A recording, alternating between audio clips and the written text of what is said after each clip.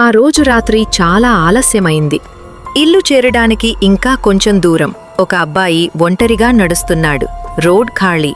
Street lights సరిగా వెలగట్లేదు. అప్పుడే వెనక నుంచి ఎవరో పరుగెత్తుతున్నట్టు సౌండ్. ఆగాడు. సౌండ్ కూడా ఆగింది. మళ్లీ నడిచాడు. ఈసారి అడుగుల శబ్దం చాలా దగ్గరగా. వెనక్కి తిరిగి చూసేలోపే చీకటిలో నుంచి ఒక ఆకారం పరిగెత్తుకుంటూ వచ్చింది. మనిషిలా లేదు. ముఖం కనిపించలేదు. అతను పరుగెత్తాడు. హార్ట్ బీట్ చెవుల్లో వినిపించేంతగా.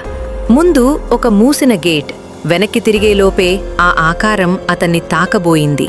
అప్పుడే పక్కనుంచి ఒక అరుపు, అన్నయ్యా! ఆ ఆకారం ఒక్కసారిగా ఆగిపోయింది. లైట్ వెలిగింది. అక్కడ తన చెల్లెలు నిలబడి ఉంది. తిరిగి చూసేసరికి ఆ ఆకారం కనిపించలేదు. ఆ రోజు తర్వాత అతను రాత్రి ఒంటరిగా ఎప్పుడూ బయటికి వెళ్ళలేదు. ఇలాంటి భయంకరమైన కథలు మళ్లీ వినాలంటే లైక్ చేసి సబ్స్క్రైబ్ చేయండి.